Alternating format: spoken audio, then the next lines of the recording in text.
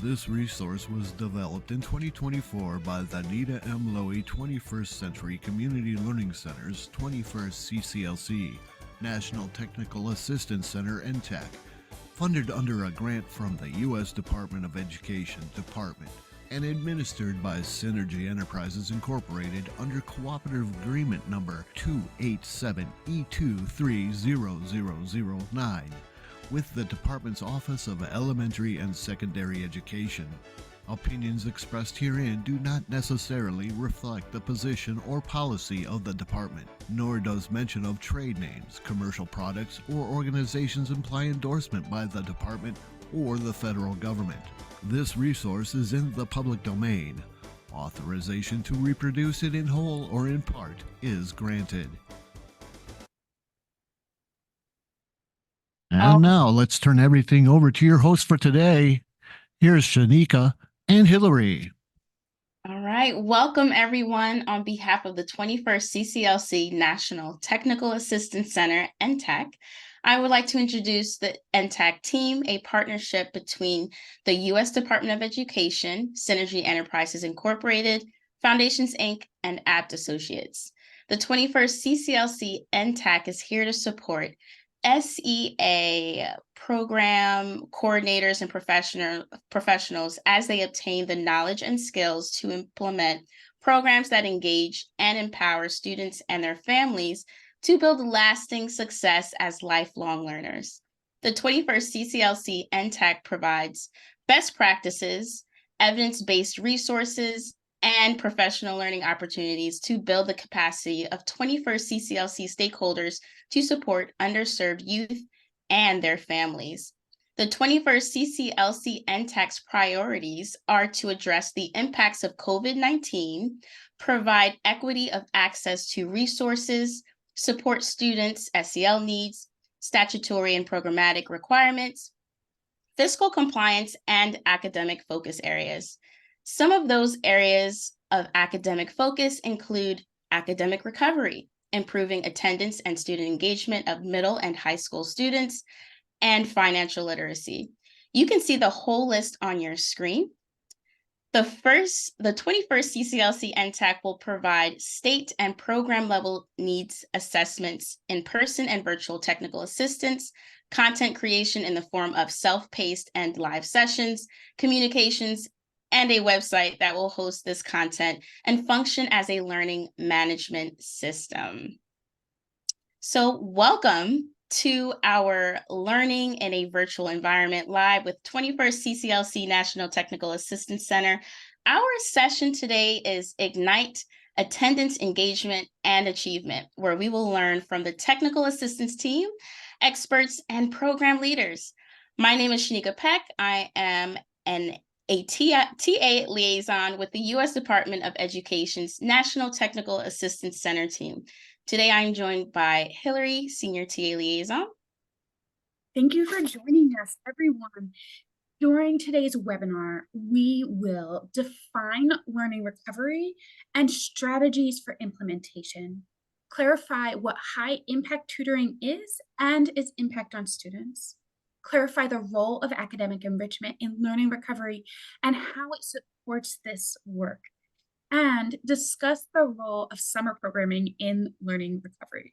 Shanika, would you like to introduce our guests for today? Absolutely. So joining us today are professionals who are implementing best practices around learning recovery and are seeing gains in attendance, engagement, and achievement as a result. They are Jay Wall, Director of Specialized Services from Foundations, Inc., and Shannon Browning, 21st CCLC Program Director over at Macomb Public Schools in Oklahoma. So if you have any questions during the presentation, please put them in the Q&A box and we'll address them later in the session. So Hillary, let's get started. Great, thanks, Shanika. So learning recovery is the opportunity for students to get back to grade level without rushing through content by using effective and evidence-based strategies that help students fill in the gaps in skills and content rather than through remediation. Learning recovery is an alternative to remediation because it supports student engagement. And that's what all of you and what 21st CCLC programs are already doing. That's right. So, Hillary, national data demonstrates declines in student confidence and skills in reading and math. Average scores, as we look at the most recent data for eighth grade students, were each on average 6 points lower in mathematics confidence and 4 points lower in reading confidence compared to 2019. Additionally, the number of students reporting a high level of mathematics confidence dropped 8 points. The students who are most impacted by these declines are the same students our 21st CCLC programs target, students from high poverty and under-resourced communities. Learning recovery is an evidence-based approach to getting students back on grade level using the OST, the out of school time space. It focuses on content and skills students may have missed due to disruption in schooling for a variety of reasons. Today, we're going to discuss several strategies that work for learning recovery: high impact tutoring, academic enrichment, and summer programming. The key to learning recovery is increasing engagement with students in order to increase achievement. Look at this engagement continuum. Students begin their engagement as they participate in activities. They do what is asked of them and respond to questions. Their engagement increases when they become invested in the learning by building a relationship with the facilitators and begin to ask questions. They take responsibility for their own learning and see it as important for their lives. An actively engaged student finds and pursues their passion, becoming responsible for their own learning by setting goals, asking for feedback, and taking steps towards self-improvement. Meanwhile, disengaged students withdraw, avoid, and even disrupt the learning environment. Shanika, 21st CCLC programs move students along the engagement continuum, which deepens and strengthens learning by creating relevant and fun opportunities to utilize new knowledge and skills. There are 6 strategies that 21st CCLC programs can use as they implement a learning recovery program. We are sharing a tool that you can use as you do this work in the chat. If you click on it once, it will download, and then if you click it a second time, you can open it. So the strategies that we're going to talk about today are: number 1, identifying and engaging stakeholders. You need to hear from school day partners about the student learning gaps, from families about their students' needs, and from students about what engages them. And then finally, from partners around potential shared resources that you can link together. Second, assess needs and learning gaps. With your stakeholders, you will look at the learning gaps and the learning needs that occur in order to fill the gaps. Logistics: just like everything else we do in the out of school time field, staffing, schedules, budgets, and materials need to be prepared in order to implement learning recovery. Intentionally design activities. Activities should be evidence-based and designed to deepen the learning through hands-on, student-led activities that support academic risk by allowing students to try and learn from their efforts, to make mistakes, and to flourish and succeed. We need to engage students and families. In order to increase student learning and achievement, there must be intentional work done around student and family achievement and engagement. This will help increase attendance and effectiveness of the program. And then finally, reflect, assess, and continuously improve.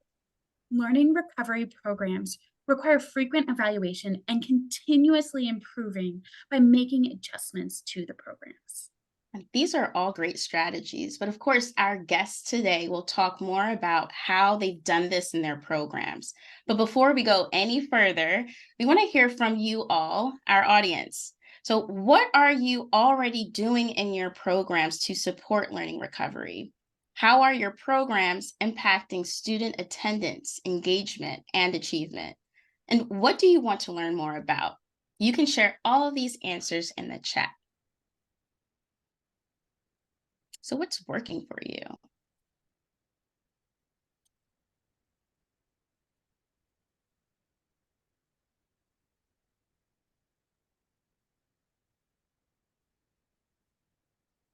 Shanika, I think one of the great things of having this group together is you may have something that's working for you that somebody else can use, especially that matches and hits a place where they're struggling or you're looking for a resource on. And so let's hear from our audience what's working, where, and how are you doing it? How are you already making a difference? And what are the things that you're hoping to learn today while you're here? Why are we talking about learning recovery? Awesome. Peggy shared that continuous communication with school day staff always helps. And this is something that we always advocate for, right? That alignment with the school day, of course, definitely with communication. It looks like a few more responses are coming into the chat.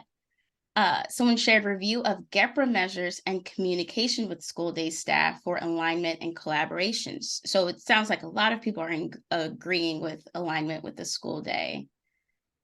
Jonathan, yeah, that's exactly what I was thinking. So incorporating more opportunities for student voice, right? We always, ask our students, what their thoughts are and any ideas they may have to help support that positive learning environment. But sometimes we forget to circle back to those students just to see, did we hit the nail right on the head with what we said that we would do in the beginning. Carrie shared in Flint, Michigan, we use success mentoring, matching a student who was demonstrating chronic absenteeism with a caring adult. That is great work happening, Carrie. Shanika, we know that those positive adult relationships make such a difference to our youth, and it's part of what makes out of school time successful. We also have Carrie talking about this 2-gen model to engage parents. And one of our team has asked, can you tell us more about that? So we'd love to hear more about that from your perspective and what that's looked like, Carrie, in the chat. But continue to share your ideas. What's working for you? And then what are the things that you're hoping will happen as you dig into learning recovery today, and as we talk more about it, where are your challenges? This is a great place to lean into the think tech because other people may hear things that are working from them that you're struggling with, and you may get a great idea here. Absolutely. And of course, there are so many strategies, like Hillary mentioned, that we can use for learning recovery. One that a lot of people are talking about right now is high impact tutoring, or HIT, right? High impact tutoring is tutoring that is high dosage, so occurring 3 or more times per week for 30 or more minutes. It's low ratio, so no more than 3 students in a group, and it's implemented by trained professional staff who are consistent and reliable. This tutoring is effective because it targets students' needs and allows for the building of close relationships. Additionally, research shows that it results in substantial additional learning for students. So, Shanika, this is different from homework help that targets a specific question that students need support with. Absolutely. And in fact, we'll go ahead and just take a quick look at an example that we'll share a little bit more about. So, high impact tutoring is intentionally scaffolding learning through a number of ways. For example, modeling, right? We may be providing students with multiple ways to see, hear, and do the learning.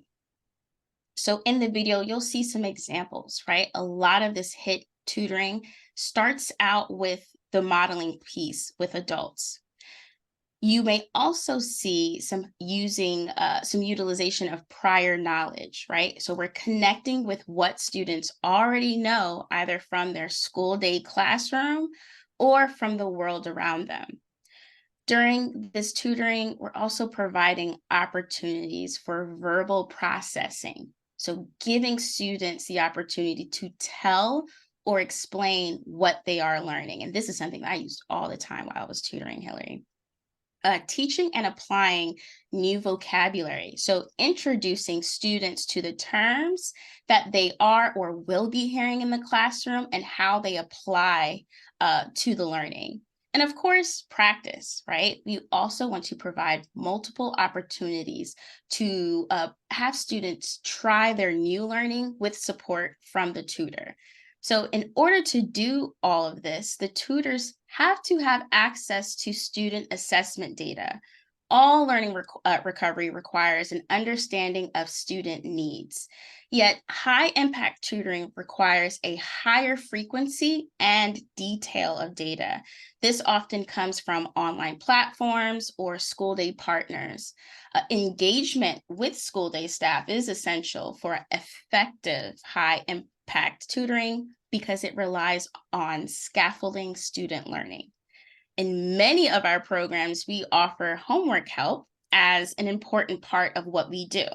Others offer high impact tutoring. Some may offer both. So we would like to, again, hear from you all in the chat box. Let us know what you are doing in your program. We would also like to hear if you've implemented homework help versus high impact tutoring. And what we'll do is take your responses from the chat box and we will display them up on the screen. So again, in the chat box, let us know what you are doing.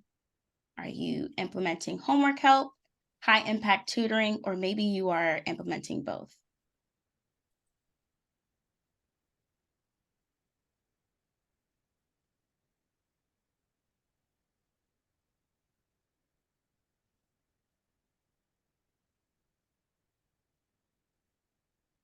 Now, as we get some responses in the chat, I would like to offer some of my experience with high impact tutoring. During my time in the program, I served as a tutor for a lot of our struggling readers. And so our program used a platform that uh, gathered student data from their exercises that were done during the school day. Sometimes students hop on the platform and use it for about 30 minutes. But this platform collected data on the students and let me know what areas they were struggling the most with. And what I did was I just pull a few of these students. Now, some of these students were kindergartners, some were fourth graders.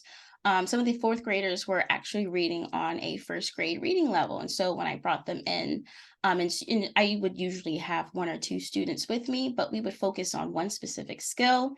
But what I've learned is that they enjoyed being able to read in a more intimate setting so that they can hear themselves. And this is something that wasn't always available to them in the school day because of course, we're also working with student confidence. And so they didn't feel confident enough to read in front of the class or within their smaller groups. So having that small, intimate setting with tutoring, helping them practice, whether it's with CVC words or sight words, but helping them actually providing the opportunity for them to just hear themselves read and work on those different strategies was very beneficial for students and myself, because everything that I worked on with these students, I also shared it with the teachers. That's also very much important. All right, so it looks like we have some responses here. So some of you are implementing homework help. And some of you mentioned that you are seeing more homework help instead of that high impact tutoring. See, someone shared that they monitor programs and they see both, which is great, right? Knowing the difference would be helpful for them. And that's a great point. There's a question in the chat from Carrie about the distinction between tutoring and homework help. I think that's something that we'll definitely be able to hit on today. Right? Are you seeing anything else, Hillary?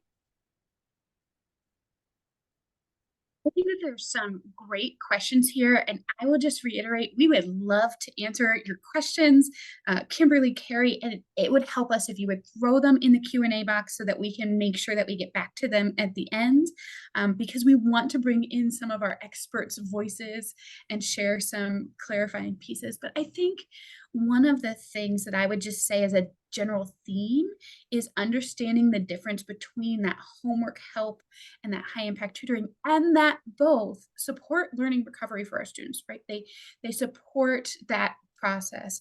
If you're looking for the Q&A box, you should see either it along the bottom of your screen, or if you don't see it there, click more, and then you should see the option for Q&A. Okay. So as you look for that Q&A box, just drop your questions in there because we want to come back to them and we want you to hear from some of our team around those pieces. But one of the things that is often a challenge for our out of school time programs is that implementing high impact tutoring can be a big undertaking, especially compared with homework help and the ways we're moving forward with those pieces, and that's a part of many of our out of school time programs. And so it's one that we have an opportunity to learn more about, Shanika. Oh, absolutely. And so we are planning to launch our first community of practice focused around learning recovery. These are small groups of practitioners who want to meet regularly to discuss this work, including what is working and progress that still needs to be made. These groups will form and meet on an ongoing basis. So if you are interested in joining us and are not listening live, you can also email us at info@21st CCLC NTAC.org. And if you're listening live right now, just click the form and share your information so you can stay up to date on and get information about these community of practices around learning recovery, because our goal is to answer as many questions as you can today. But if this is something you're actively working on in your programs, we know that it's a more than one-stop session for this conversation. So let's talk now about academic enrichment, Shanika.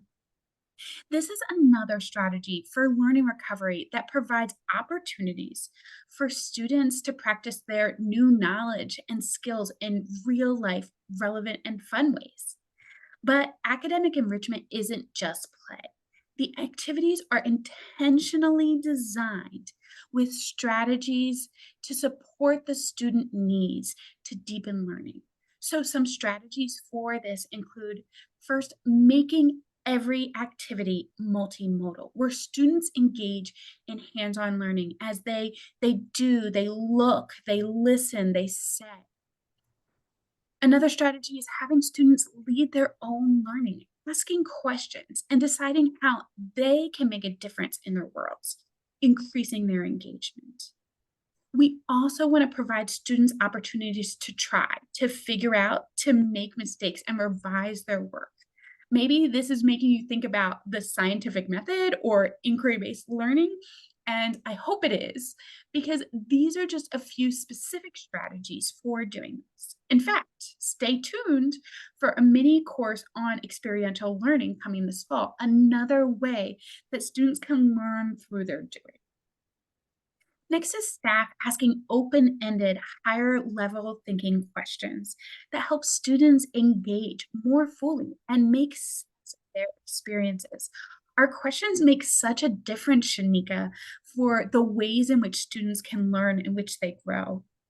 And then the last one is using universal design for learning principles that provide students with multiple means of engagement, of representation, of action, and expression. Wow. There are so many strategies, and many of them could actually be a topic for their own 21st CCLC NTAC Live webinar. But for today, let us know what you want to know more about when you fill out the evaluation form at the end of this session. Thanks, Shanika. So the key aspect of academic enrichment is implementation with fidelity. That is making sure we adhere to the plan, that the delivery is high quality, that students receive the planned dose of the learning activity, and maybe most importantly, that the students are engaged. And so we invited Jay Wall from Foundations Inc. to talk to us more about academic enrichment and how to do it effectively. Jay has been an educator for the past 20 years, beginning as a special education teacher and holding positions over the years such as special education director, assistant principal, athletic director, and a central office administrator. He does a lot of coaching principals and school leaders in the areas of teaching and learning. And I am most excited to hear a little bit about camp at the zoo and academic enrichment at the zoo. But Jay, I'll start with a more serious question for you. What types of enrichment activities are you offering, and how are you incorporating and have you incorporated academics into the enrichment that you do? Thanks, Hillary, and then thanks for having me today. I'm excited to speak to NTAC in the group today. So jump right in. What type of enrichment activities do we offer? So in our program, which runs all year round through high dosage and high impact tutoring, but also runs in the summer as a camp. And we call it a camp, but it's really an enrichment program that we run. But we really start with a set of activities prepared ahead of time. Our staff works towards the end of the school year and early June, developing lesson plans with student outcomes to ensure that our activities, it could be in ELA and math, but it also could be in the arts, it could be in science, it could be in physical activities, but they're all targeted with a skill that they are going to focus on. And once our program begins, we also garner personal interest from our students, and we begin to develop additional activities based on this as well. So a lot of student voice, a lot of student choice, because that's what's going to keep the kids, involved and engaged in our programs. So like I said, the activities are mostly based on ELA and math, but we do incorporate science and transition services as well for our older students. We invest a lot of time in the development of SEL programs as well, using an evidence-based curriculum. A lot of these topics are tolerance, personal development, bullying, sexism, racism. So a lot of this goes into our program as well to ensure a well-rounded education program for our students in their out-of-time work as well. The ELA and math component is primarily delivered through an online platform. We use a program called Let's Go Learn. It gathers a baseline data assessment from students. It's an adaptive assessment, so it meets the students where they are, and it gives us good information on skill gaps to get back on grade level. Most of our students in our program are at least a year or two below grade level, and obviously COVID had a major effect on that as well. These lessons in the program are very short. They're game-like. They keep the students engaged and interested. And during our ELA and math portion of the day, our teachers float, ensuring students are on the program, but they're also pulling for direct instruction. And like we talked about with high impact tutoring, this is a very small group. It's usually 1 or 2 students. At the most, it would be 3 students getting pulled. And it's all skill-based. It's all skill gaps and what the student needs to work on, and engaging the students and teachers together with lessons that will help in that area. But besides the Let's Go Learn platform that we use, we also have the engagement activities that are built into the program. And this past year, like Hillary said, we were at the zoo in Philadelphia, which was a great opportunity for our students. But we really modeled it just on a typical summer camp. And a lot of it was arts and crafts based and transition skill based. So we created the program and we differentiated the different activities in ELA and math, which are incorporated into our arts and crafts. So this also meant that our cohorts of students would change daily depending on what skill gaps they do have. We'll have different students in different activities, but we'll also allow students to select activities, based on choice as well. For our transition services, we use a program called the Life-Centered Education. And this program is based out of the Council for Exceptional Children. We get a lot of baseline data on this. We get a lot of what our students are interested in, college, career, daily living skills, and what areas we can help them with that as well. So that's the first component. The other component is the high impact tutoring during our out of school time. And what does this mean? We talked about this a little bit, right? It's at least 3 times a week, at least for 30 minutes, and low student to teacher ratio, and ours is 1-to-1. This is where, relationships really mean a lot in building that strong and sustained relationship between the tutor and the students. A lot of monitoring happens in this for the skills and knowledges of the students. And we also have oversight of the program with coaching of our tutors to ensure high quality interactions. Again, these are just some of the areas that we do have our interactions for engagement. We also assess our students in the fall, winter, and spring through our Let's Go Learn program to ensure progress monitoring is occurring. And most students are receiving anywhere from 2 to 8 hours of tutoring per week throughout the school year. And then in the summer, they're invited to our summer program as well. So, Jay, some of our team and some of our guests today are not accustomed to hearing that language of transition services, but I Yes. know it's something that's important to our high school families or our high school programs, and to the families of many of the youth that we work with. So just define that for us real quick. Sure. Transition services, and mostly you're going to hear this in the special ed world, is what you're going to do after you graduate high school. So there's three major areas that transition services target. It's college, and it's career, or it's daily living skills. So depending on the student's interests, depending on the student's future goals, and also their ability levels, that's where in your individual IEP, your individual education plan, you're going to write your goals in the transition areas based on where they're going to be when they graduate and ultimately where they're going to be in as adult. Thanks, Jay. That's perfect for giving us a little context. I want to ask you one more question that was not exactly what we planned. So if you need us to come back to it and think about it a little bit, you can tell us. But so how do you make sure that your arts and your crafts that you're doing are academically enriching, that they're really supporting that and they're not just more beads, more silly string, more glue? Right. That's a really good question. And it was tough in the beginning to really develop that. But the preparation and the planning, 2-3 months before the summer program actually began, is where this started. So, a good example is, we were working with tie-dye and we were doing tie-dye shirts and we were doing the dyes. So some of our students that are a little bit younger were working in that with how do you mix colors and what colors, make new colors, so those types of areas.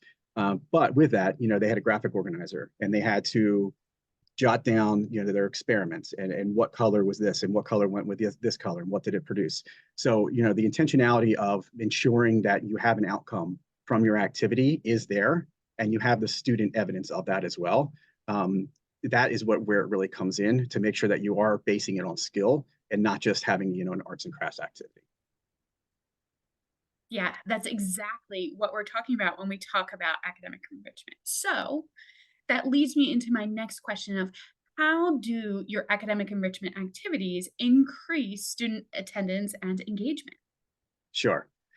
So there's a few different ways. And I think one of the biggest ways is that, the blending learning model. With the summer program, we're ensuring that there's a variety of learning activities, and it's basically based on the student's method of learning. If we have a visual learner, we can have them explore the world through our virtual reality field trips. We had a really nice program from Robot Lab, and students were able to visit places all over the world. If student has an auditory learning preference, we created a music session where students create songs or prose based on their academic subject matter. And again, a lot of this with the skill building is decoding skills, it's comprehension skills, it's ensuring correct grammar and punctuation. So that sort of blended with direct instruction and our online learning platform, it really keeps the kids engaged. And also when we talk about student choice was big once we hit, live in the daily operation of the camp, ensuring that the students were choosing activities for the afternoon enrichment that they had a preference for, and that they were really interested in. All of this came from intentional planning, right? Everything we did was intentional. Every piece of the program was intentionally planned out, and our staff was prepared as well. Another area, though, that I think really helped, especially with the summer program, was our hiring practices. We ensured that we hired a very caring and motivated staff. The people that we brought in truly cared about the kids. And once the program was over, they were saying, hey, can we reach out to this student? Can I keep in touch with this student? Can I tutor this student for the year? We had a really caring staff, and I think that went a long way as well. One other area I think that is important to note is student health and well-being, right? We were ensuring that they had breakfast every day when they came in. We were ensuring, that the lunches were good. They weren't just, food. They were good for the kids. We're ensuring that they're regulating their body and their temperature, having brain breaks. We obviously want to keep up the rigor and instruction during this time, but we also don't want to wear them out. You know, we want to make sure that they stay motivated and stay engaged. So if a student needed to take a break, if a student needed to go see a lion for 10 minutes, he can go see a lion for 10 minutes and come back and do some more work. I go see a lion at work for sure. So all of this investment, the investment in academics, the high dosage tutoring, all of that you've spent, that you're investing in your students, what academic gains have your students made because of this time you've invested in them? So it's a tricky question because it was tough to gauge just the achievement from the summer program because it was 3 weeks long. We did do the baseline with the Let's Go Learn platform, and then we did, went through the lessons as well. But 3 weeks, it's tough to gauge, what progress you're going to get out of that, whole scale. But for the program in general, with the full year tutoring as well, we've seen great gains. A lot of our students are on pace to make more than 1 year's gain in ELA and in math. And that a lot of these kids are at least 2 grade levels behind. That's significant. That's going to catch them up. That's going to get them back on track to where they should be. Hopefully by 8th grade or high school. There are a lot of variables that come into play with this, but we believe that the addition of our program and our high dosage tutoring and our high impact tutoring is making that educational experience for the student really, really good bang for your buck and impact. So like I said, we saw at least 2 years gain for some of our students. And I think that the movement of more than a year's gain is absolutely necessary. It's just the bottom line, and that's where we really are targeting our students and making sure that we're making those types of gains. No, that's perfect. And I think that that's one of the things that we know is that although summer program matters, right, it helps reduce the learning loss that happens from summer. Right. And I may be getting ahead of myself by saying this because I know that Shannon's going to want to talk about this some, is that in addition to that, we know that we need that year-round investment in our students. They need that opportunity for this engagement. Okay, so my last question for you right now is how do you make sure that activities are implemented with fidelity? Couple things here. First and foremost is teacher preparation. Making sure that our teachers that were in the program for the summer, and then also our tutors, our teachers/tutors that work all year round, have sufficient training. Ensuring that they know their students. We do review IEPs. Especially for our tutoring that goes on for the school year, talking with families, and ensuring that we know what the students want out of what we're doing, and also what the parents, or family wants for their child as well. Our lead teachers review and the lesson plans that are created and activities, and we have an instructional supervisor on site for the camp that is also making sure that all activities are being followed as a lesson plan, ensuring that student outcomes are being met, ensuring, really that our teachers understand what the outcomes are. And that's first and foremost. And, we adhere to the schedule, obviously things come up, but sticking to the schedule as much as possible for the summer camp was crucial to the success of the program. Also, implementing programs with fidelity, right? Understanding that our Let's Go Learn platform is a research-based program. Using that as it's supposed to be is what you're supposed to do. So that's what we do. There's a prescribed set of lessons in there that students go through. So we make sure we go through that progression as well. And same thing with our SEL curriculum. We use an SEL curriculum called Kid Grit, and making sure that we go through the lessons in order, making sure that our teachers are fully prepared and understand what these lessons are as well. And lastly, the small cohort size.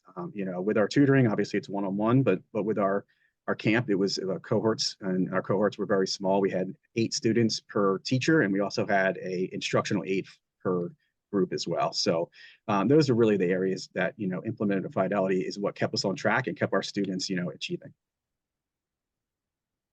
Yeah, absolutely. Thank you, Jay. And so I hope Absolutely. all of you are thinking about questions that you would want to ask Jay. He's available to answer some questions as we get further into this session. And Jay, I will just tell you now, be thinking, because I hope that we get to ask you a little bit more about those transition services. We have a lot of people on this call who are interested in what they can do for middle school, high school students, and how they engage them. And I think some of that carries across the board, whether you're working primarily with students with special needs, or whether you're working with a whole variety of other underserved students who need more resources, right? That's who our 21st century programs are for. And so be thinking about that. We'll ask you more, but thank you for your time today. Absolutely. Thank you. Thank you so much again, Jay, for taking the time to talk with us today. And again, of course, we're looking forward to more of what you have to say towards the end of the session. So, of course, implementing academic enrichment is so important for attendance, engagement, and achievement. We would love to hear from our audience about the enrichment activities that you are offering that are most popular with your students. So please feel free to go ahead and share them in the chat box. And we'll move on into our next strategy. And of course, this is something that Jay touched on as well, right? So one more strategy for learning recovery is summer programming, right? Why one more? Because learning loss, particularly from COVID-19, can't be addressed in 1 year or in one intervention. On top of that, teachers will spend an average of 4 to 6 weeks reteaching material their students lost during the summer months. So let's take a look at this video on the summer slide and summer programs.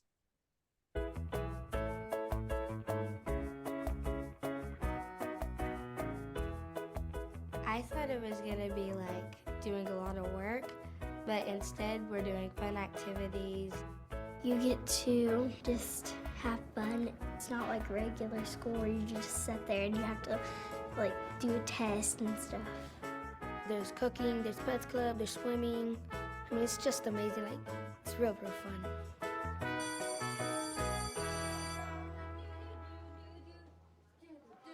The Summer Learning Initiative began as an initiative at the Department of Education to fill the gap that often comes as a result of summer vacation breaks. There have been several research studies that demonstrate that children, especially those in disadvantaged communities, lose academic skills over the course of the summer. They can fall behind their more advantaged peers by 2 to 3 years in both literacy and math over time. So the purpose of this initiative is to help our 21st century educators provide high quality summer learning opportunities for those children so that we mitigate the opportunity gap over the summer. There's a few things I want to go over about tonight. Remember that that's our readers picnic. This is our first opportunity. My teachers were really hungry for a change. They were getting in this, I don't want to say rut, but kind of like a rut of just continually doing the same things they had always done. I felt like summer would be the perfect opportunity to really try something new. And it can look like whatever we want. The sky is the limit. So we're really going to look now at what we're actually going to incorporate into your classes. And so Carmen, we hire a coach who is highly experienced in after-school programming to work closely with each of these grantees around the country. We are working with 6 states across the U.S. We're taking them from the very first piece of who's going to be on your team, who's going to be doing this planning, all the way through the planning process to implementation in the summer. We want to make sure that they're able to drive down to the specific objectives that are holding students back from success. One of the areas in our English language arts reading category would be summary. That seems to be across the board as far as an area of weakness. So with that, we'll take it and we'll actually insert it here into your planner. For the first time, teachers are looking at student data. They know the areas in which their students are failing, and they're deliberately developing activities that help students improve. Rounding to the nearest whole number. Over the past 2 years, we've noticed our students have really struggled with gaining the math skills needed to be successful in high school. This year has felt different because of the initiative and the grant that we're involved in. All of the teachers, including myself, we did a lot of planning and before we started to really look at where our kids were at. Literally from the first week till now, every single student has made gains. Is that one of the options on here? Yes. Okay, great. You should be seeing your clouds start to evaporate. Anybody see at the rim, see little droplets of water? Every parent that I've talked to, every child that I've talked to, even the teachers that I've talked to about what we're doing here this summer has mentioned how fun it was. These kids are having so much fun that they don't want to leave. Teachers have had a smile on their face from the moment they step in the door. They want to visit, they want to laugh, they want to talk about things that the kids have said or the kids have done. They're seeing within 1 to 2 weeks some very large academic gains in their students. We need to gain ground at a different pace, studying data, making strategic decisions based on the students in front of us, I think is the better way to really make increased momentum more rapidly. It's a really difficult time for education in Oklahoma right now, and this is really a bright spot. This summer learning component really could be the turning point for us. It works. Things are good. My kids come home talking about the program. They're just kind of keeping their brains working throughout the summer so that Because we're able to collect data, we're able to actually tell these parents like, hey, your child grew from here to here. This is where they've improved and it's only been a week. It kind of like reviews everything that you might have forgotten over the summer, which is good for me because I forget stuff all the time. We don't often get to hear the success stories of the students who we touch. We don't, but I am one of those students. Some point, a child's going to be successful because of the adults that cared enough to engage in their lives. And I'm passionate about this work because I know what it can do.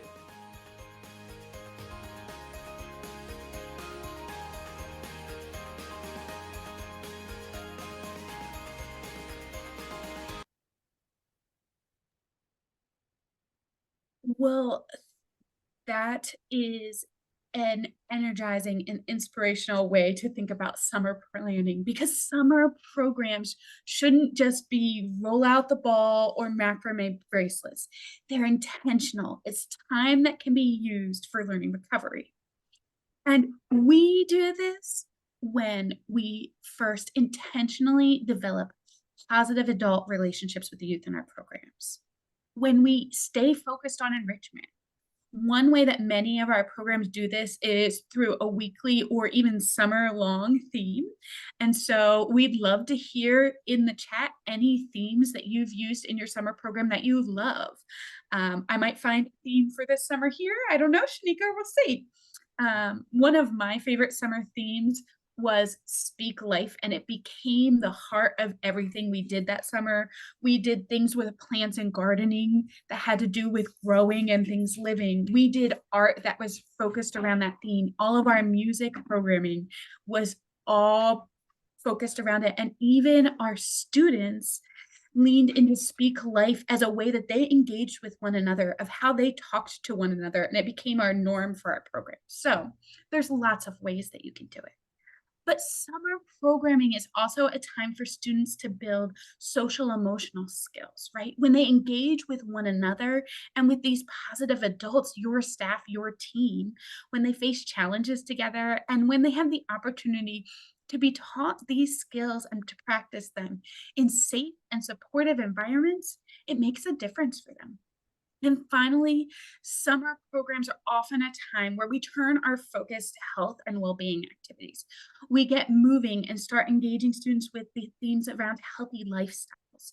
And for many of our programs, we have more hours with our students during the summer, so we get more time to invest in these things. All right, Hillary, and one other thing is that summer can be a time where we lean into family engagement in ways that the fullness of the school year doesn't always allow. So families are one of the key stakeholders for all our programs. Increasing their engagement is one strategy that is proven to increase attendance. We need students to show up before we can begin to work on engagement and achievement.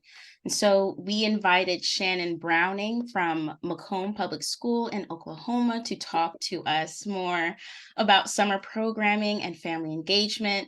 Shannon has been the 21st CCLC program director for 8 years at Macomb Public School, and before that was the technology director for 5 years. She has worked in education for over 20 years. Shannon graduated from Macomb and came back to make it her own. She says about herself, "My heart is in this community. When she's not at school, she lives on a ranch with her family. She has 3 children and has been married for 35 years." Welcome, Shannon. Thank you. Well, I am super excited to talk about summer because summer is my jam. I love it. I have academic enrichment stuff too, and we love that too, but we love summer at Macomb. I want to kind of give you a little history of why we applied for the 21st Century Grant and why we embrace it at Macomb. Our community is extremely small. I'm listening to all these other things, and we are very rural and we are very small, and we have a gas station and a post office that's open a couple of hours a day. So that's all the industry we have in Macomb. And we seem to have some sort of separation between the community and our actual school. The staff at the school didn't live in the community. There was a disconnect. And because of that, there was a disconnect between the students and their learning environment as well. And so we wanted to change that. And so we applied for the 21st Century Grant, and then we created an environment that fostered community support, brought them into the learning environment, and came up with strategies to kind of improve that. I'm going to read from my notes or I'm going to lose my place. So we definitely do themes in the summer. We pick our theme at the end of each summer. Student voice is huge at Macomb. During the school year, we have 2 student voice surveys in the fall and in the spring, and the students get to tell us what kind of clubs. We took the student voice surveys off of the Y4Y website, and we revised those to make them more relevant for our area. And then we give those students an opportunity to say, okay, this is what we're interested in. And I think that is why our kids are showing up for the program way more than we ever expected, because, they don't have to show up. Those middle school kids, they can go home and they can play video games or sit in front of the television. They don't have to come, but they do come because we're giving them the programs that they're asking for. And that's super important to me. If you're going to do a student voice survey, you need to make sure that you're following through with what they're saying. I had kids asking for a magic club on our student voice survey. And I'm like, magic? And you got to reach out to all your staff. You got to reach out to all your partners and find somebody that knows magic. And we didn't have anybody. So that first year I told the kids, I'm like, I'm working on it, but we don't have anybody that knows magic, but we're going to find it. And wouldn't you know, the next year we got a new teacher, and I was talking to her about it, and she said, I know a magician. He's an attorney in Norman. And I'm like, what? And so we reached out to this attorney, and he loved the idea of coming down. One of the things we do in our after-school program, before I jump into summer, is we divide it up into 4 cycles. And we have clubs every day, and the kids I'm going to tell you exactly how that goes. So it's 6 to 8 week cycles, and each cycle has clubs for each grade level and multiple clubs for large class groups. And then our clubs are chosen by the student voice survey, and then the students select the clubs that they're going to participate in at the beginning of each cycle. So like on Monday, they'll go to this club, and Tuesday they'll go to drones, and Wednesday, and each kiddo gets to decide what clubs they want to be in for that whole cycle. Well, the beauty of that is your partners only have to commit to you for 1 day a week for 1 session each week. And so it's way easier to get a partner to say, yeah, I can come out for 3 hours on every Tuesday for 6 weeks. I can do that. And they will. And so we found that is super useful in getting participation into our enrichment clubs, as well as into our summer programming. And we do summer programming just a little bit different. We rotate through 5 to 6 classes based on the enrollment. And at the end of each summer, the kids select the theme. We've done camp theme. We've done space theme. One year, the kids all participated in the NASA STEM challenge. And so they really wanted to do a space theme. So we created a space theme. Planning is crucial for summer. We start planning at the end of summer. So once we get that theme, we develop the implementation planner is the best thing in the whole wide world. I went through Sarah Brightwell's pilot course with that, and I truly believe it was the change of our summer programming. It was where our summer programming went from good to great. That's that tool right there. And I know it seems overwhelming when you first jump into it, but once you get everything established in that, it's very easy to adapt it and change it every year for your needs. So I highly recommend the implementation planner. Matter of fact, we just copy it every single year and create a new one every single year. We've got our implementation planner going right now for our theme this year, which is around the world because the Olympics are this summer. And so we are doing, I'm jumping ahead of myself, but we're doing the our summer program is 8 weeks. We feel like that is extremely robust. Some summers it's 9 weeks, but this summer it's 8 weeks. And each week they will go to a different continent. And then the last week is oceans. And so we do our programming based on that. I'm going to go back into my notes. We also create a Google Drive with weekly folders for the classes. And any teacher or staff has access to this and they can share ideas and projects.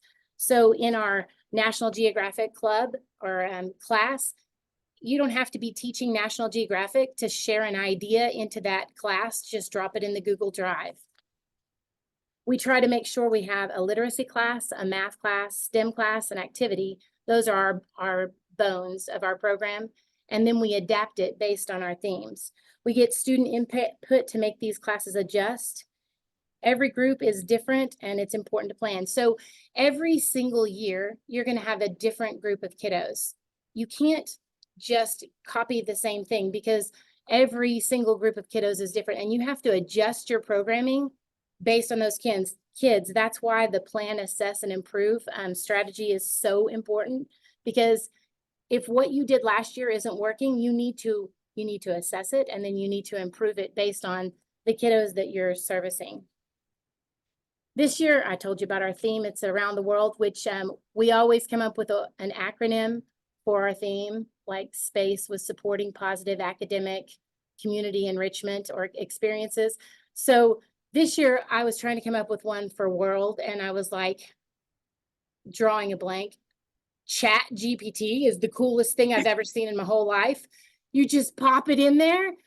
All of a sudden, then I was like talking back and forth with the little chat thing going, no, I don't like that word. It was like we had a conversation. We had a planning meeting, me and Chat GPT. It was awesome. So our world stands for welcoming opportunities for renewal, learning, and discovery. Each kiddo will visit learning through, they'll visit each country through learning, each continent. Our classes are National Geographic, where they will do literacy, maps, history, and current events. STEAM, where they're going to create passports for the whole summer. They're going to do a Chariot STEM Challenge, Antarctica Igloo Shelter. They're going to do a country presentation, algae string, Pompeii volcanoes. There's a whole list that she's already got going for me. My STEM teacher is the bomb. We're going to do a cuisine and art this year. So we thought it would be really cool to let the kids try out foods from other continents. And so the students will explore foods from those continents. They're going to create a menu. They're going to create ingredient lists, and they're actually going to cook the meal each week from that continent. And they're also going to do art projects on one day of the week. We do field trips every Friday. That's why I'm only talking about 4 days, because every Friday is a field trip based on the learning from that week.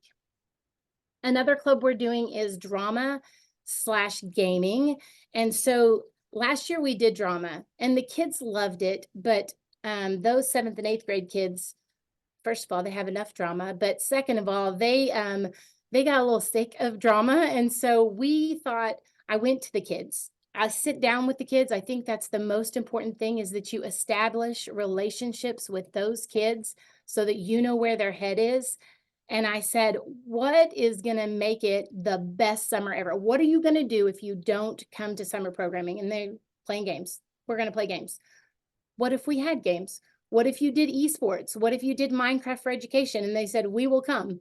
Well, we have Minecraft for education and we have esports and we have a fabulous instructor. And so I just went to him and I said, what's going to take for you to do summer? And he said, I'm in. And I feel like that is also another super important component. You have to have buy-in from your staff and from your kids. If your staff aren't 100% sold, I am so excited to start this journey, then I'm not sure that they need to be in your summer programming. Last year, our theme was time travel.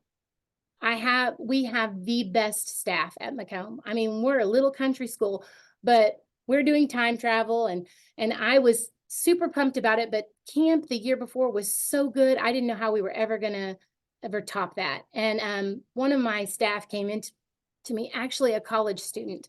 He came into me and he said, what if we dressed up in the era that we jumped to each week on Monday? And I'm like, I love this idea. So we dressed in medieval, we dressed in colonial, we did futuristic, which was scary. We did all of the eras that we jumped to.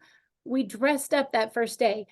Don't think that those kiddos didn't show up every Monday to see what everybody was going to be wearing. We had 90 kids, and from a community as small as ours, 90 kids is phenomenal. And we had 90 kids every single week saying, what are we going to learn this week? And so I think that that's important too. Oh, the other class that we're doing is we always do an active learning, an active activity class. We didn't want to call it PE this year, so I went to the PE coach and I'm like, what can we call something for PE for the continents? And he said, well, the Olympics are this year. Why don't we call it Olympic training? I love it. How can we incorporate Olympics into all of our stuff? And so he said, well, why don't they, the first week, pick whatever Olympic games they want to compete in, and then they'll train for that all summer long. And then we'll actually do those games. And at the Summer Spectacular, we'll have a medal ceremony. I think that's great. So you're getting to reach all of those kiddos in different places where they are. I get a little excited. I'll bring it down just a notch. No, I love it. I love it. So I'm hearing a lot of great transformative work that you're doing, a lot of partnerships. You're building a lot of positive relationships with your students. You have a ton of themes that you're using to kind of guide your summer programming to incorporate all of those different academic elements. So I'm hearing a lot of amazing things, and I'm pretty sure, our audience are loving all of these ideas as well. You've talked about, how you incorporate academics. I'm just curious, can you take a deeper dive with how are you partnering with your teachers? Are you all meeting together once a week or so before? Like, how is your planning? How do you plan for summer programming to do all these amazing things? Well, we do weekly PLCs here at Macomb during the regular school day, following the regular school day. And we always get an opportunity to join into that for our after school and summer training as well. We also have 4 training meeting or 4 planning meetings every year. We do one in October, and that's where we really cement down exactly what we're going to do. We do another one in January. We do a huge one in April. We make sure our stakeholders are involved in all of these planning meetings. One of our partners, our primary partner for our grant, is Pioneer Library. About 4 years ago, they started doing their summer learning initiative from Macomb because we were here all summer. And so they come out to Macomb, they do their reading initiative for the entire county from our little tiny school. They bring all sorts of academic enrichment, literacy enrichment ideas to Macomb. We did yoga with alpacas last year. We've had extreme animals. Yoga with alpacas is very cool. Wow. And tiny bit scary, but very cool. They really, and then they also do a summer reading challenge with our kids. So kids can earn medals through Pioneer for completing 100 reading hours for the summer. And we have they have a brain fuse that we get to use to track that, as well as the kids have charts on the wall for it as well. That's awesome. I remember doing a reading challenge like that, but we got like a personal pizza from Pizza Hut. But I definitely love that idea, especially with your partnership. Wow. So you actually, checked off all the boxes that we would like to address, but let's talk more about um, your students, right? They're definitely motivated, they're engaged, they're showing up, obviously, right? Can you talk more about the achievement gains that your students made because of your summer programming? Well, we use MAPS testing, and we do a beginning of the year, a middle of the year, and an end of year assessment. And we were able to track, because our transformation coach is fabulous. We were able to track their end of the year numbers versus their beginning of the year numbers from kiddos that attended at least 60% of programming. So at least 22 days they were present in summer programming, and 100%, not one child that attended at least 22 days had a summer slide in either reading or math after attending our summer program. I feel like that is a huge outcome. You can also, I visited with the teachers this week about, what kind of outcomes they're seeing in the classroom based on the academic enrichment that we offer. And I asked them, the students that are attending regularly and after school, do you see a difference in their performance levels? Every single teacher I spoke with, every single classroom teacher I spoke with, and it is March, those teachers are tired. Every single one of them said, yes, I can see improvement in every kiddo that goes after school. I wish all of my kiddos went to after school. So we know that we're making positive gains. If we look at our state report card, we saw 74% growth in our students in elementary. And I think that that has a lot to do with our academic enrichment and our summer programming. Absolutely. Absolutely. And I'm loving all of the great things that you are doing with your program. And so let's shift a little bit, because we did mention this earlier, right? We're talking about family engagement. So of course your students love it, your teachers love it, especially if they're dressing up, right? How have you engaged your families in your summer programming? I feel like that is the biggest area that we have seen gains in Macomb. One, we never slow down on the family engagement. The moment that you take a lull and you say, oh, they don't need to hear anything from us this month, they forget about you. And so you have to constantly stay present. We reach out to our families every single week. We have a family engagement part-time coordinator that reaches out to the families, asks them what they need. We don't just ask them what they need academically. We also ask them what they need in their families. We have resource lists that we share at all of our parent-teacher conferences that give them local resource opportunities in case they need food, in case they need assistance. We try to reach all of those areas for them. We also base our family engagement events on what they say they want to see. We do a trade days in September, which is, Macomb is a very small rural community, and we don't have a downtown, and I want a downtown. And so we do, back in the old days, they had trade days where everybody would bring all their goods into the town, and they would exchange, they would barter goods. So we do a trade days, our after school hosts it. They line Main Street with all of these vendors and local people. It's just all Macombes. And I have an information place, a sign-up place. I don't know what you're going to call it, but I can't remember the word for it. But they tell me what they would like to see in engagement for that year. And we plan our family engagement based on what they want to see. If they put tax help, I reached out to the math teacher. She's fabulous at taxes, so she did a tax help for them. If they want to see literacy nights, we did a gingerbread house contest, and the kids wrote stories about who lives in their gingerbread house and all about their gingerbread house. The parents actually are the ones that came up with that idea, not us. And so we try to meet them where they are, and we have seen huge growth in communication between the parents and the school. Where we were separate, we feel like we have meshed them together to where we feel like it's much more one unit. Absolutely. And you are an example of just how much of a 21st CCLC program is meaningful to the entire community, not just the school day, but also families, right? So doing amazing work. I would love to hear more about actually everything that you're doing, including like how you're incorporating academics. But I also would like to, of course, save some time for everyone else to ask questions. Before we move into the next segment, is there anything else you'd like to let us know about how you're incorporating academics into your program?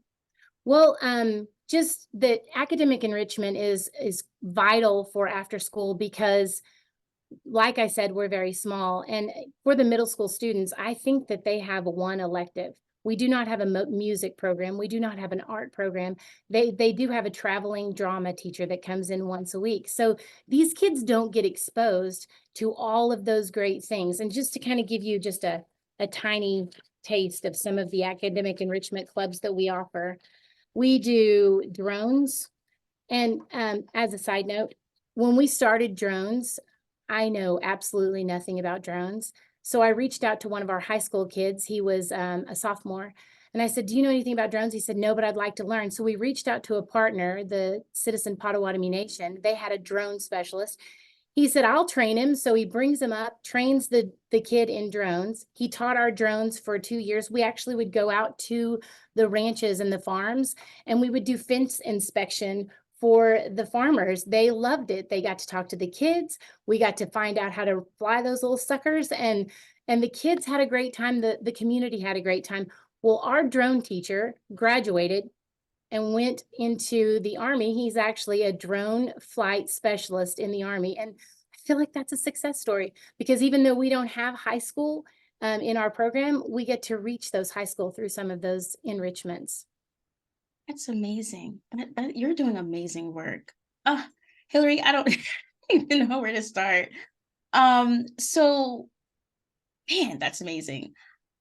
So, quick question. So, about high school students, is it fair to assume that you have siblings of high school students, and so you're able to pull in those high schoolers into your program as volunteers, or are they also able to participate in some of the summer programming or, like you mentioned, academic enrichment?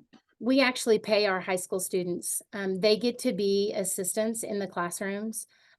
There are no job opportunities for our high school kids in the middle of Macomb, Oklahoma, and most of them can't drive. And there's so much talent in those kids that we tap into.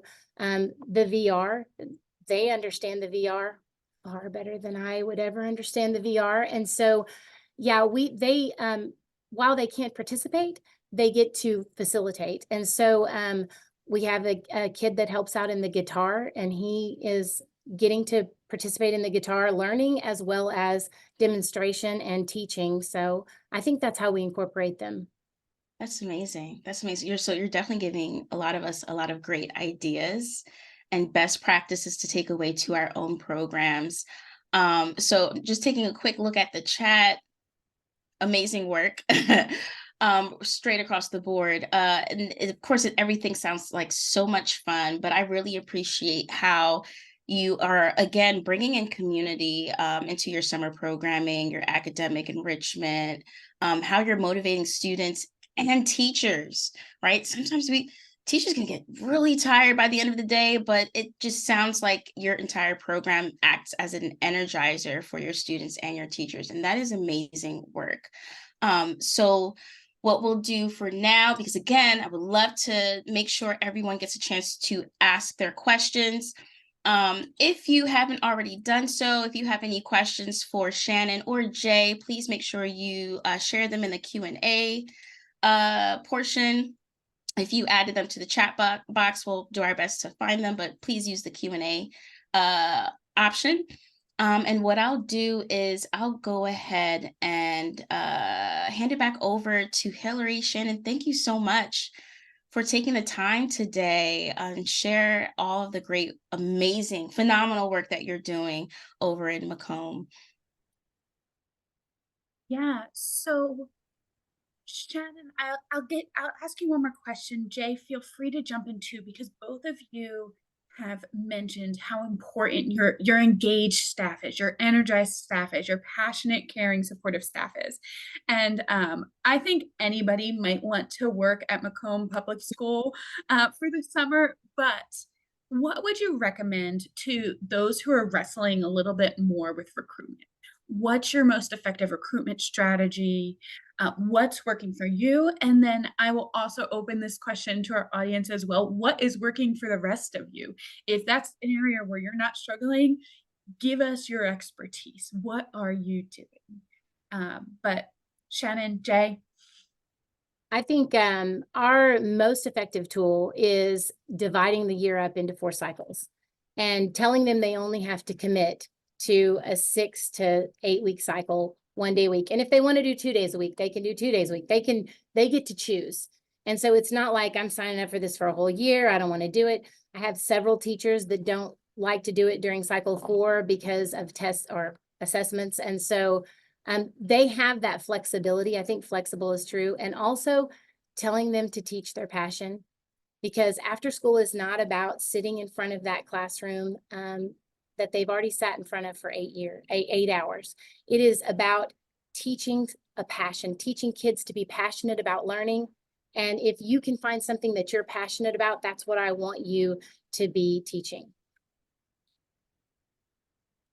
Yeah, I think I can just add to that too, is especially with our tutoring program, having some flexibility with our tutors. These are full-time teachers, they work all day, and they're going to be out in the community in either a home or in a community center or library doing this high intensity tutoring. And it's making sure that they have the flexibility to schedule with the parent, having an open schedule, making sure that they're not being overworked either, and take a week off every quarter, making sure that you're not burning yourself out. So, understanding that we have, and a high pay rate. I mean, bottom line, that helps too. We pay our tutors very well to make sure that they're out there doing the good work as well. I think that these are both important ideas, both teaching their passion and having these on-off cycles so that people can engage. And so I think it's time, Shanika, to switch to Q&A. What do you think? Absolutely. Of course, it's been absolutely powerful to hear from both Jay and Shannon today. So at this time, we'll go ahead and take a look at some of the Q&A. And again, if you have any questions that you want to ask our guests, again, you can drop them in the Q&A box and we will answer as many as possible. So just starting from the top, we're going back to high impact tutoring. What does that look like for middle school and high school students? Well, it looks the same as it would for elementary because it's all skill-based, right? With what we do with our online program, our adaptive assessment, making sure that we're pinpointing skill gaps. So I just put up a student from our program. This is a 6th grade student. He's currently functioning on a 4th grade level for math. And some of the things that we're working on right now are how to reduce fractions, working on angles and lines, working on law multiplication. So it doesn't really make a difference for us, except for one area, is that how the relationship with the student works, with our educators. Our older students, and we go all the way up to 21 years old, in a special ed program, so we can go to 21 and still provide this tutoring program. Those students that are older have better relationships, and I guess more adult relationships with the tutors than our younger students do, and that's the main difference there. But as far as the academics and the enrichment, it's all skill based. It's all gap based. So whatever the student needs, is that that's what's going to be determined from for instruction and enrichment. Thank you, Jay. Shannon, did you want to add? Well, I don't know that we do high impact tutoring, but we definitely do mid impact tutoring. We do it twice a week. We do pullouts as well, and they are definitely specific and focused and one-on-one. Currently, we work with students that have severe needs as far as academically. And then also we keep a homework log or a log in the office for the teachers to come in and say, could you work reading with this kiddo? And they leave us that. So I think that's maybe mid-impact tutoring. Yeah. And I think I would say to programs who are thinking, I want to move past homework help to something, that may be a great start, because it can be a big undertaking to do what we're talking about, like 30 minutes, 3 times a week. Like, that's deep, and any step counts. And so maybe it is mid-impact tutoring, but it's the right kind of thing. It's those kinds of things that are making a difference for students' academic achievement. And you've obviously seen the progress when you talk about your numbers. And so I have no question that what you're doing is working. Oh, Sorry. absolutely. Especially with how you communicate with school day teachers. Like, I remember keeping a tutoring log to show what we worked on, what was reviewed, what we both needed some redirection with, in terms of like any area, those gaps that needed to be addressed. And yeah, of course, this is something that's totally different from homework time, right? When teachers send home homework or send students with homework, that homework is for practice. So that's another touch point that we may have in tutoring, is to identify those areas where students can't complete that homework independently, right? Homework's supposed to be practice, but that could also be a touch point with tutoring, or even with communicating with teachers. So you guys are doing amazing. All right, our next question is from Candace. I would love to hear more about the needs of programs to empower their staff to move towards HIT. So if you're starting with mid, how do we get to high? What type of more targeted training, coaching, professional learning can the NTAC help to support this important work? We're going to dive into this during our COP. So I think, Shanika, that's a question for our audience. And so we want to hear from all of you. What do you need to do that?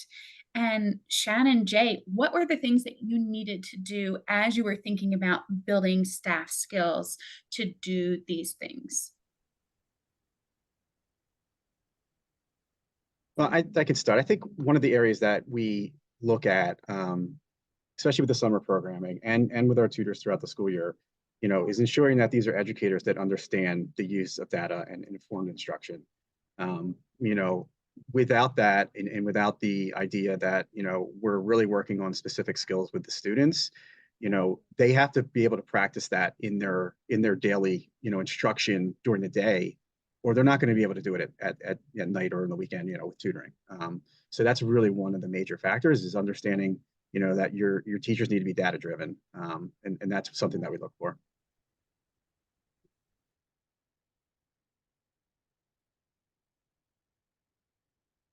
Well, currently for our mid-impact tutoring, we use a reading intervention specialist, and also one of our 6th grade teachers. And I agree with Jay, they definitely have to be data driven. They have to be able to look at those math facts scores on the MAPS test and say, okay, this kid needs math facts. So I definitely think data driven is important, but I also think that they need to want to be there. I think that they need to want to be there. Absolutely, that's a good point. And now we'll address our last, but maybe not last question. Again, we think we have like a minute or two, but this last question is from Lithania. How do you incorporate Club Day Daily with academics? And I wonder if Lithania would like to add a little bit more details around that. Again, the question is, how do you incorporate Club Day Daily with academics? So it sounds like, how do we? It sounds like with daily academics, how do you incorporate those two things together? Well, I'm not sure. But we start every programming, every after school day with a warm welcome. We all meet together for snack, and then we dismiss to clubs. Each club has their own goals and objectives and their academic guidelines that they're trying to reach, depending upon the club. And then at the end of each day, we all come back together and we do reflection. They do reflection in the clubs as well, but then we bring them all back together for a group reflection just to make sure that whatever they just did learn, that it stuck. And so I think that's what she's asking. How do we incorporate those academics into the clubs?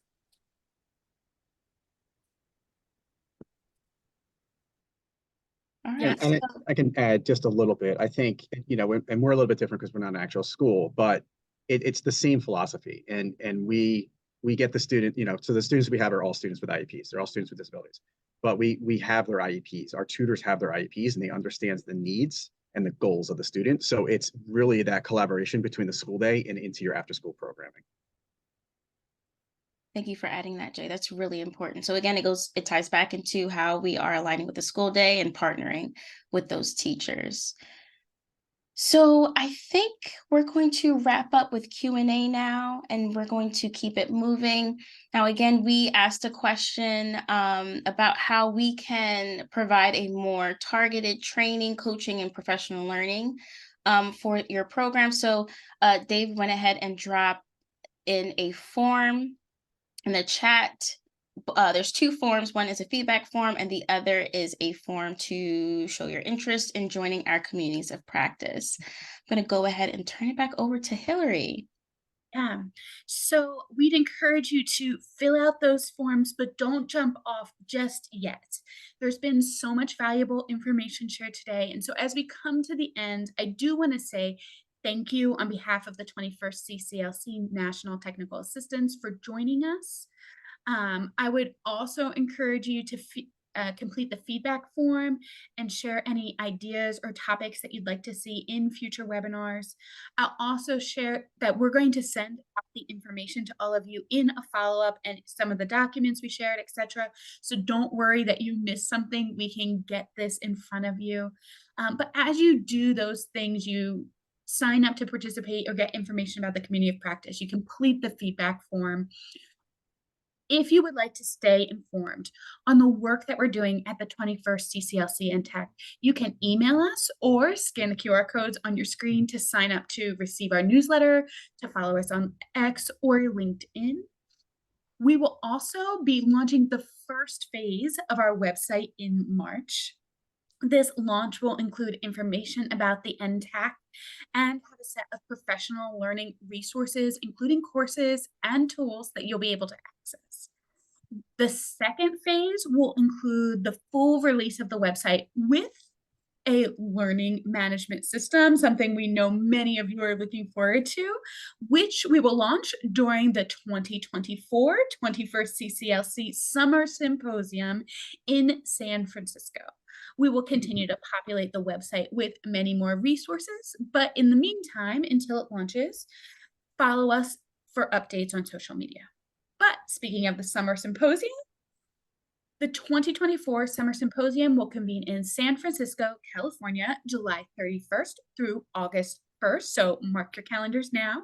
This year's theme is The Bridge to Excellence. Together we can, together we will. The Summer Symposium will feature successful strategies that state educational agencies and their subgrantees have implemented to manage all the components of a successful 21st CCLC program.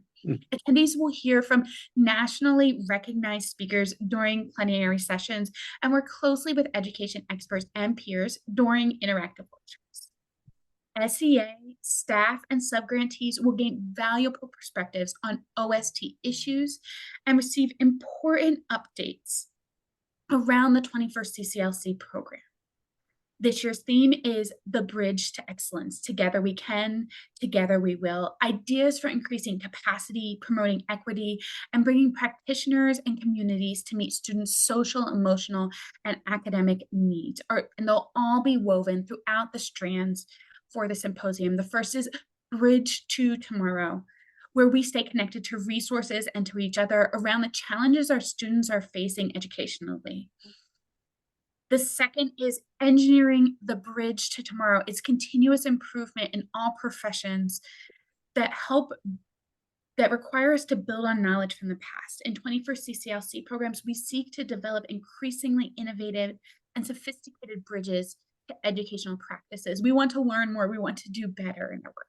The next is bridges over troubled waters. This strand focuses on continuous improvement and building capacity to improve our educational programs. It focuses on balancing the knowledge gained by educational leaders in your community while looking for and sharing those new ideas and methods that keep your out of school time programs moving. And then removing roadblocks to the fast lane. What roadblocks keep your students from accessing post-secondary experiences? Is that whether that may be college, career pathways, or apprenticeships, this strand will explore ways that K through 12 out of school time experience can prepare students for this life beyond high school. And then bridging the gaps through community connections. Community schools and partnerships with businesses and nonprofit organizations are common approaches for filling service gaps for 21st CCLC programs across the country. And so whether you're just starting this journey or you've been doing it for years, this strand offers practical approaches to expanding your program to ensure 21st CCLC out of school time is a comprehensive offering that meets the needs of your students, families, and communities.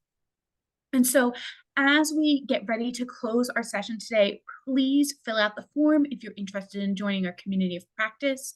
Complete the feedback form. Let us know what you need, how we did, what you were looking for more. And of course, as we wrap up, I just want to give a moment and say a special thank you to Shanika Peck, my co-host, as well as our guests, Jay Wall and Shannon Browning, for being so generous with their time, for sharing their expertise, their tools, their resources. We could not have done it without both of you, our guests. And so I see many rounds of applause for our guests, but thank you again. And thank you to all of you who joined us for this session today. All right, thank you all and enjoy your day.